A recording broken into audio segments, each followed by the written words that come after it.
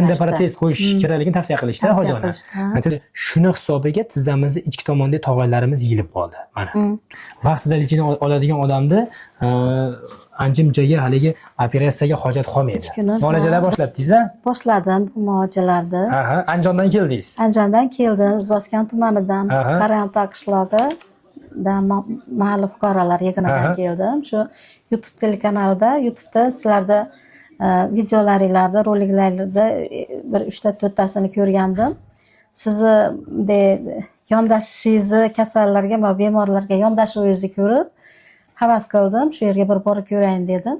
Keldim. Yo'q, kasbiy faoliyatingiz nima hoji ona? O'qituvchiman. O'qituvchi. Mana o'qituvchi xalqi biz asosan asosiy bilimni, o'sha izlanishni, o'sha yoshligidan o'sha ota-onamizdan, o'qituvchilardan olamizda endi. Sizlar yillar davomida mehnat qilasizlar. Vaqt kelsa o'qituvchilar haligi vaqt xizmatini bir dam olishga ham ko'p paytda chiqmaysizlar, to'g'rimi? Yo chiqqan misoldan. Biz ishlagan mahallalarda shunaqa o'qituvchilarga qiyinchilik bo'lgan, mas'uliyat ko'proq bo'lgan. Endi mana endi payti kelibdi. Pensiyaga chiqdingiz-a? Pensiyaga chiqdingiz. Mana endi bundan bari bola chaqalar uchun, nevaralaringiz, yaqinlar uchun yaxshi bo'lishingiz kerak. Endi men sizga qo'ygan diagnozlarimiz kelgan kuningizda belimizda osteoxondroz, bellarimizda tuzlar, bellarimizda grijalarda boshlanishi, tizza bo'g'imidagi tog'aylarning yemirilishini o'sha 4-3-bosqich qo'ygan ekan. Mana hoji ona. Endi bu dard bilan ko'p joyga borgan bo'lsangiz, nima deyishdi endi? Protez deyishdimi? Endi protez deyishdi. Tavsiya qilishdi, protez. Endi protez qo'yish kerakligini tavsiya qilishdi hoji ona. Tizzalaringizni ochingchi, o'tomonga uzating-da tizzingizni. Ko'raylik-da hoji ona. Asosiy maqsadimiz, mana kecha gaplashdik siz bilan, agar ikkala oyog'ingizni juplab ko'rganimda, jupladik, tovon teganda tizza tegsa bu yaxshi deb aytdim kecha. Endi hozir sizda tovoningiz tegyapti, tizza tegmayapti. Oyoqlarimiz yillar davomida og'riq hisobiga ayab oyoqlarimizni osmon qiyish qilib qo'ydik. Endi shuni hisobiga tizzamizni ichki tomonda tog'aylarimiz yilib qoldi. Mana. Endi bu soha bo'yicha qayerga borsangiz ham sun'iy bo'g'im qo'yish kerak deyshadi. Sun'iy bo'g'im qo'yish kerak deyshadi. Endi men sizga kecha aytdimki, hoji ona, sizni dilingizdagi niyat qanday? Nimani xohlayapsiz deganimda, lechina qilsangiz shuni xohlayapman deb aytdingiz. Kelib turaman dedim. Men ham shuni xohladim. Harakat ko'raylik dedim. Men ham shuni xohladim. Siz bo'pti dedingiz. Albatta, shuni xohladik. Ko'raylik bo'lmasa dedingiz. Siz ham haligi o'zingizdagi niyat lechini olish. Chunki davolanish sog'lom oyoqqa yetmaydi. Ya'ni o'zingizni oyog'ingizga yetmaydi-da o'zi aslida. Endi protez qo'yilgandan keyin protezni ham o'zgarishi qonuniyatlari bor. Chunki biz shu soha bo'yicha protez ham qo'yamiz, ham davolaymiz. O'shaning uchun meni maslahatim 4-bosqich bo'lsa ham, umumiy holatlaringizni sal tiklab olsak, oyoqlardagi og'riq tiklansa, muskullardagi bo'shlik yana ham baquvvat bo'lib tiklansa, qanchadir og'riqlar qolsa, yurishdagi noqulayliklar yo'qolsa, shu menga shuda endi men pensiyadagi odamman, nevaralar, uylar, oilamiz shu, hammamiz tinchiymiz.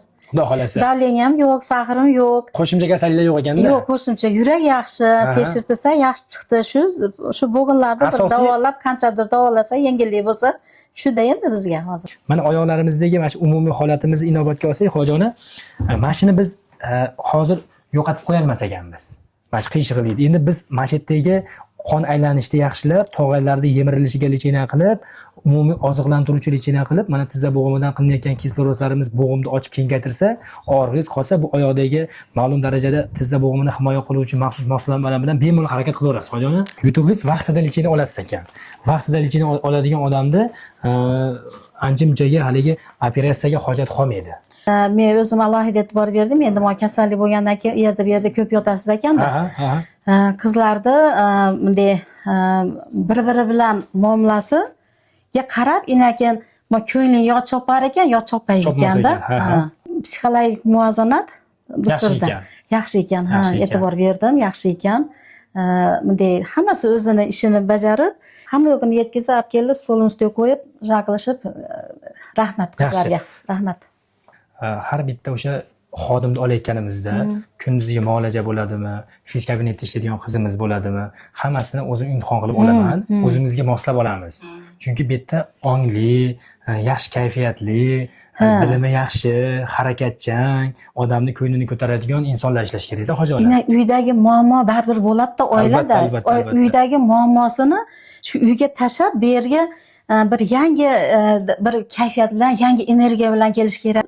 E'tibor berganim shu bo'ldi. Sanitarka qizimizni, hozir esimdan chiqib qoldi, shu qizimizni, shu ayolni bunday ishga yondashuvini ko'rib turib, endi sanitarkalarga shunchalik o'zi mas'uliyatni sezsa, demak, undan yuqori lavozimda ishlayotganlar endi mas'uliyat ko'proq bo'ladi-da. Xursand bo'ldim, rahmat. Ilohim.